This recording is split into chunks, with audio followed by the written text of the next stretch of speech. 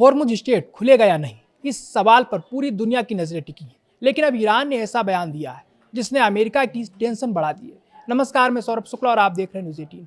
Iran ने साफ कह दिया है, जब तक अमेरिका अपना आक्रामक रवैया नहीं छोड़ता तब तक होर्मुज नहीं खुलेगा। यानी जिस समुद्री रास्ते को खोलने के लिए अमेरिका लगातार दबाव बना रहा है, उसी रास्ते पर ईरान के अब नए शर्त आ गए, नए नियम आ गए। उसने नई शर्त रख दी अमेरिका के सामने है, जिसे पार करना अमेरिका के लिए आसान नहीं होगा।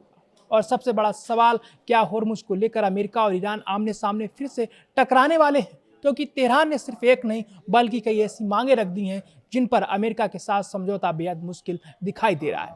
ईरान की सुप्रीम नेशनल सिक्योरिटी काउंसिल के सचिव और IRGC कमांडर मोहम्मद बागेरी जोलगदर ने होर्मुज को लेकर ईरान का रुख साफ कर दिया है। ईरान की पहली शर्त, अमेरिका वादा करे कि वह भविष्य में ईरान को कभी धमकी नहीं देगा। दूसरी शर्त, अमेरिका को ईरान और क्षेत्र में उसके सशस्त्र सहयोगियों के साथ युद्ध को स्थायी रूप से खत्म करना होगा।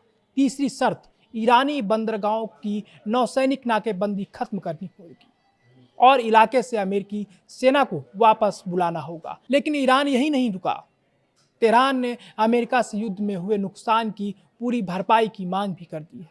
यानी ईरान चाहता है कि युद्ध का नुकसान अमेरिका भरे, ईरान पर लगे सभी प्रतिबंध हटाए जाएं और ईरान की रोकी गई संपत्ति बिना किसी शर्त के वापस की जाए। अब जरा सोचिए, अमेरिका एक तरफ होर्मुज खोलने की मांग कर रहा है और दूसरी तरफ ईरान अमेरिका से युद्ध खत्म करने के साथ साथ प्रतिबंध हटाने, सेना वापस बुलाने और मुआवजे की मांग कर रहा है। यानी होर्मुज का ताला सिर्फ एक समुद्री रास्ते का ताला नहीं है, इसके पीछे अमेरिका और ईरान के बीच शक्ति प्रदर्शन की पूरी लड़ाई खड़ी है। होर्मुज स्ट्रेट दुनिया के सबसे अहम समुद्री गलियारों में से एक है। यही वजह है कि ईरान के इस रास्ते पर ट्रैफिक रोकने से सिर्फ अमेरिका परेशान नहीं है, बल्कि पूरी दुनिया की नज़रें तेल और गैस की कीमतों पर टिक गई हैं। क्योंकि समुद्री रास्ते पर किसी भी तरह की रुकावट का सीधा असर ग्लोबल एनर्जी सप्लाई पर पड़ सकता है। तेल महंगा होगा, गैस की कीमतों पर दबाव बढ़ेगा और इसका असर दुनिया के तमाम देशों की अर्थव्यवस्था तक पहुँच सकता है। यही वजह है कि अमेरिका लगातार होर्मुज स्ट्रेट खोलने पर जोर दे रहा है। लेकिन ईरान ने साफ कहा है कि वह अपना कंट्रोल छोड़ने वाला नहीं है।